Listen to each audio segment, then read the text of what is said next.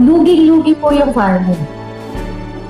Kaya nga po binibigay na nga ng 20 dahil may subsidy ng manggagaling sa gobyerno. Because bagsak po ang presyo ng bigas ngayon.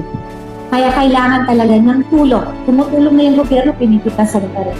Kung ba tayo lulugar? I-estimate sa tuloy ko na lang po din sa bigas. Sir, kasi di ba i-roll out na sa Visayas so 20 pesos na bigas. Sabi po ni VP Sara kagabi ng too little too late to comply with the campaign promise ngayon at para lang din sa isa pang darating na eleksyon sa lugar sa Visayas kung saan mahina ang kontrol ng mga kandidato ni VP.